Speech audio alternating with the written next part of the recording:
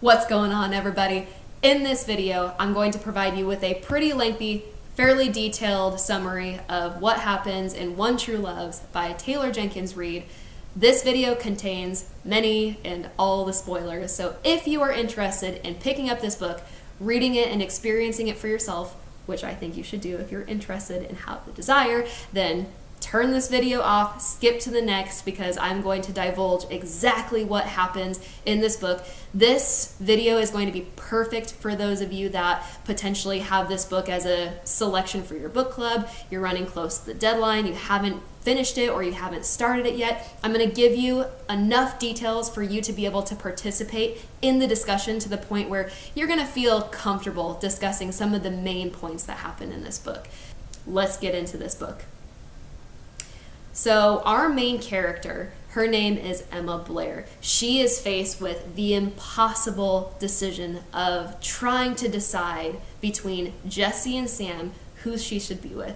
This whole story revolves around Jesse versus Sam. Emma meets Jesse in high school and falls pretty hard for him. She is attracted to him. She's interested in him. From the moment that she lays eyes on him, she is pretty smitten, which is very, very cute. However, he doesn't notice her at first. Meanwhile, there is another boy in high school, his name is Sam, who ends up working for her family's bookstore, Blair Bookstore. And he is very much interested in Emma, but she is so tied up with feelings for Jesse and an interest in Jesse, who doesn't even really notice her yet, that she can't possibly provide any attention to Sam. So he's just kind of there in the background. He actually ends up asking her out at one point in time during the book, during a shift at the family bookstore, and she kind of just ignores it. It's a little awkward. She even comes back to that moment and revisits that in her mind and thinks, oh my gosh, I wish he would ask me again, because, he's a great guy. Personally, y'all, I was an immediate fan of Sam's. I was pro Sam, team Sam the entire time, and I can tell you why. It's just that I liked his gentlemanly style. He offers Emma a ride to the bookstore when he realizes that they're working the same shift. He opens the car door for her, and I think it was more so Emma's reaction to it that hit home for me versus the actual act itself. The act is great. I mean, who doesn't love a man opening a door for his lady? But it was more so she was so shocked by that gesture because she'd never experienced that before. That really impressed me as a reader. So anyway, I've always been a proponent of Sam and Emma. However, that doesn't detract from what she had with Jesse. Let me circle back to the very beginning. Emma recognizes Jesse immediately. She actually sees him at the swimming pool. Jesse is actually slotted. Jesse is actually a very, very talented swimmer, and his parents are really pushing him to go pro. But we find out later that Jesse has no desire to pursue that career. He wants to travel the world, he wants to experience new things, and he knows he can't live that lifestyle when he's chained down to this professional swimming career of his. Which is interesting because Emma's living a version of that as well. Her parents' biggest dream for her is to take over the family bookstore, which at this moment in time, Emma has no desire, no interest. She, kind of like Jesse, she wants to travel the world. She wants to experience new things. She wants to live in other places. So the way that Emma and Jesse end up together finally is actually kind of funny. They're both at a party and it gets busted by the cops. And they have the misfortune, although I guess it's kind of fortunate when you think about it because that's why they end up together. But Jesse and Emma end up getting caught and they get taken to the station. Their parents have to pick them up. And in that time, they start building a connection with each other. And pretty much the rest is history. They end up falling for each other. They end up traveling the world together. They move back down to they move to California together. They have this whole lifestyle that is just theirs. And here's the funny part, and I don't know if it was just me or if it was intended this way, but they are together for many, many years. Obviously, Emma and Jesse end up together, they get married, and they have lived the same lifestyle for quite some time. But I started noticing that Emma was losing interest in the travel aspect of their relationship. I think because they had just been doing it so much, she felt like she saw everything. She was totally ready to settle down. And she had made comment, and I can't remember exactly in the book where it happened, but she had made a comment about wanting to settle down, but Jesse just wasn't really hearing it. He was not about it. So Jesse ends up going on a work trip that required him to helicopter overseas. His helicopter goes down and he is presumed to be dead. Emma, upon hearing the news, is obviously devastated, crushed by losing the love of her life. One thing I forgot to mention, I have to insert it here, is right before Emma goes into her state of depression, there is this heartbreaking scene where she goes up to the top of the roof and she has binoculars and she's looking out at sea, and Jesse is missing and he's presumed dead, but they had just announced that he's dead. He's not coming back. There's no way he would have survived that. So Emma is sitting on the roof, looking through her binoculars, waiting to spot him. She wants to help. She wants to try to find him. And it's just heartbreaking because obviously that is not going to work, but I appreciate the efforts, you know. Her sister is the one who ends up coming up and telling her, hey, you know, first of all, what the heck are you doing? Also, that's not going to work. He's dead. You need to come down. You need to move on with your life. And it's just this heart-wrenching scene, especially later on in the book when her sister is so horrified about telling her to move on when he was in fact not dead. But what do? She kind of goes into this depressive state for a couple of years. She moves out of California and moves back to her hometown, which I can't remember where it is off the top of my head. Hometown, Massachusetts. So she ends up moving back to Massachusetts and staying with her family. She is bedridden for a lot of the time. She really doesn't have any desire to do anything. She obviously quits her job. After doing some grieving, she ends up deciding that she wants to do a couple shifts at the bookstore just to help out with her family. She finds a new purpose in life. I mean, she hasn't really had much to live for, to keep her excited and engaged in life, so she ends up finding purpose and really ends up liking working at the bookstore. Ultimately, she makes the decision to take over the bookshop, and which was an interesting turn of events because it just shows you how her character evolved. And I love that. I mean, grief does some crazy things to you anyway, but I really love when when you see a character's development throughout the book, it just makes them very real, very interesting. But as she is taking on this new career path, she ends up deciding that she wants to learn to play piano. So she goes to a local music store where, lo and behold, she meets up with Sam just by happenstance. She's walking around. She actually assumes that he is a sales associate because she goes up to him and asks him about piano. And you notice in the book, the way he responds to it is very strange. And you're thinking, what is wrong with this guy? I mean, is she making him so nervous that he can't respond well? Like, what is going on here? And so he ends up telling her, oh, well, I think they have some in the back. He ends up showing her a couple options for keyboards, and she ends up purchasing the keyboard, and at the register they're asking her, you know, did anyone help you out today? And she says, oh yeah, Sam. And they go, we don't have a Sam who works here, so we don't know who you're talking about. But he was just actually there shopping around because Sam, by the way, is a very talented musician. I think he plays something like 7 instruments. I can't recall what they are. But anyways, Sam actually asks her out, and Emma is so surprised to realize that she wants to go. And so that night, she goes home. She really internalizes what that means. She realizes that she has to let go of Jesse in order to move forward with her life, which does not mean that she stops loving him.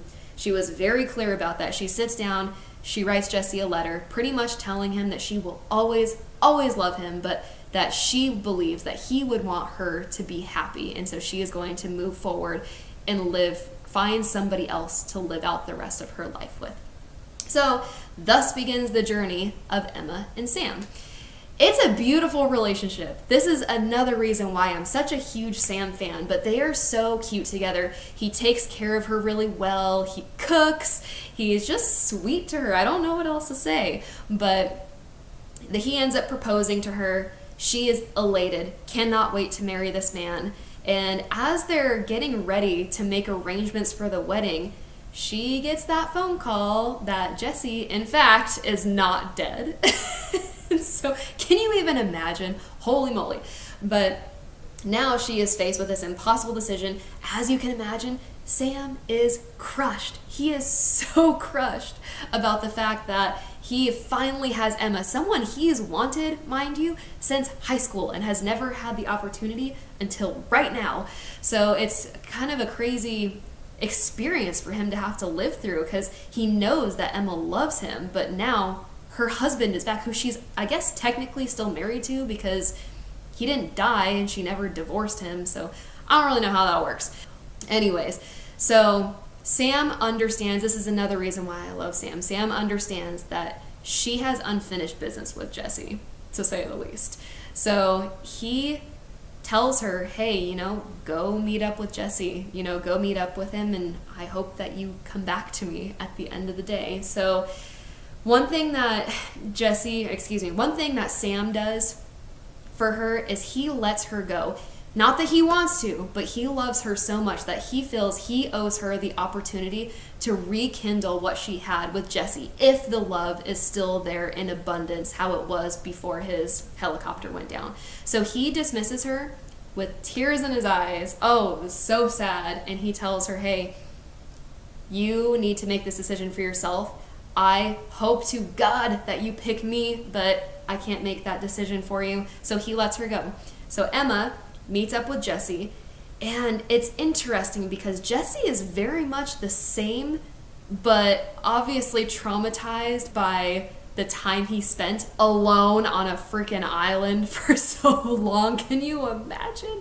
But she goes up and meets with him, and what I mean is he's the same in that he wants to go back to California. He wants to continue on with their lives as if nothing happened, uninterrupted. But he's awkward around people now. He doesn't necessarily fit into social situations, and it's really kind of tough to watch him, especially that scene when he comes back and meets up with Emma's family again, because obviously they remember him and they know him, but he just doesn't integrate well yet because he's adjusting to life and civilization. So can you blame the guy? But he ends up talking to Emma and saying, hey, obviously, we need to get back together. And he's aware that she's moved on, which, can you imagine the string of emotions that you would be feeling in that time? But he's willing to let that go because she thought he was dead.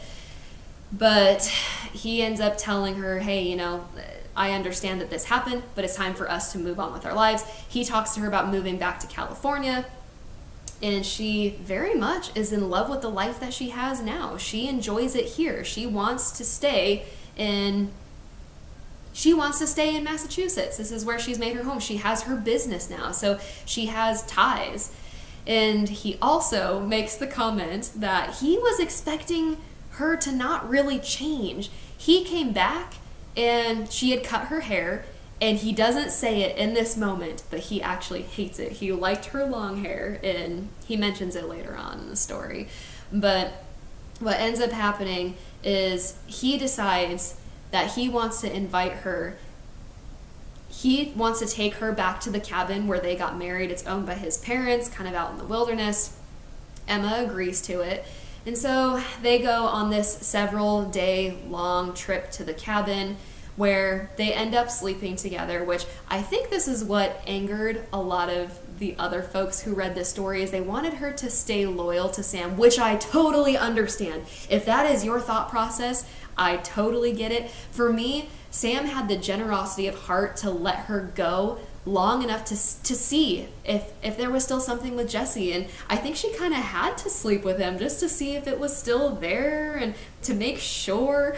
Personal opinion, maybe it's an unpopular opinion, I was okay with the fact that she slept with Jesse. I mean, it is her husband, so I don't know, maybe that's just me, but they sleep together and it is wonderful. It's like two puzzle pieces coming together that never should have been separated. But at the same time, something's a little off. Emma circles back to missing Sam a couple times during the trip, which was very interesting because she still loves Jesse. She still has those deep-rooted feelings for her high school sweetheart, but she is craving the life that she built with the new version of herself, with the new person that she met and started building her life with. So by the end of the trip, Emma realizes that it's Sam. It's Sam that she wants to be with, and it's a very devastating moment for Jesse because he's lost at sea for a couple years. Can you imagine his probably only thought out on an island by himself was, I can make it through as long as I get to come back to my loyal, loving wife. Psych! Also, he also realizes that she is very different. She is a different person than who he was in love with back in the day. Her desire to travel is gone. She now wants to settle down and work in the bookshop that she never wanted to work in previously. And so he realizes that she's a very different person. It's in this moment at the very end of their trip where he tells her that he hates her hair. So they just realize that they grew apart in those 2 years that they spent apart. I think it was 2.5 years now that I think about it. But anyways, Emma goes back and while they're at the cabin, Jesse also reads the letter that she had written to Jesse, and where she essentially told him that she's going to let him go, that she'll always love him. This is really hard for Jesse. Really, really very hard for him to accept. But it is what it is. She's moved on with her life, and he realizes that he needs to as well. Jesse ends up going back to California. He ends up meeting somebody, and so him and Emma still keep in touch in a very platonic fashion where they check up on each other, and he actually meets somebody new eventually. But Emma goes back to Sam, and luckily he welcomed her back with open arms. She was ready to be honest with him about what happened at the cabin, and this is why I respect Emma as a character, because she wasn't trying to hide anything. She was really open and honest and was ready to tell Sam exactly what happened. Sam did not want to hear it, which I also respect because I think he knew what happened. So anyways, Emma and Sam end up together like I wanted. I don't know if that's a popular opinion or not. I was personally very happy with the way that Taylor Jenkins Reid ended the story, but I know that some other folks had some very strong opposing opinions. So that is up for you to decide. I hope this summary was helpful for you. Feel free to leave some comments below. Did you enjoy this story? What do you think? Are you Team Sam? Are you Team Jesse? Where do your loyalties lie? What do you rate this book? I want to know more. Are you a Taylor Jenkins Reid fan? Did you read The 7 Husbands of Evelyn Hugo, which is also an amazing read? If you enjoyed this biblio blurb, if you will, please subscribe to the channel. I have many, many more book reviews coming up. Have a good day. I almost forgot to tell you something that I thought was very interesting. If any of you have read In 5 Years by Rebecca Serle, I'm so sorry if I said that wrong. Very interesting book. The reason I bring it up is because this one also has magical powers, creating some strong emotions. Now, I will say, the way that some people reacted to this one was how I reacted to this one. So I'm going to do a separate video on this one, but I wanted to bring your attention to one specific passage, only because we see Jesse versus Sam here in One True Loves. Obviously, Emma moves on from Jesse. He is in her past, but it doesn't detract from the love that they used to have. And so it reminded me of this amazing quote from In 5 Years. It's on page 183. It's when Aaron is talking to our main character, Danny, and he says to her, "You mistake love. You think that it has to have a future in order to matter, but it doesn't. It's the only thing that does not become at all. It matters only insofar as it exists here, now. Love doesn't require a future." I was mind blown. My mind was blown on that one because I never thought about that. It seems so simple. It's something I've never thought about. And I'm thinking, how? How have I never thought about that? Because I think it's so easy to discard previous loves, to really just kind of take away the value simply because it didn't last. And it's not really about that, because hopefully every failure in love at least taught you something. And that's what really the character is trying to say here, is that it doesn't, just because the love is transitory doesn't mean it didn't matter. And in this book, I think that the love that Emma had for Jesse, it was meant to be transitory. Her relationship was meant to be brief, not forever. And not to say that it didn't matter, or to, I don't know, discount the love between them, or to lessen the value of it, but I think that that relationship served its purpose and it prepared her for Sam. Maybe not a popular opinion, but that's just me. I thought that this book reminded me, specifically this passage reminded me of what our character faced in here with having to move on from a previous love. But anyways, just thought I would share.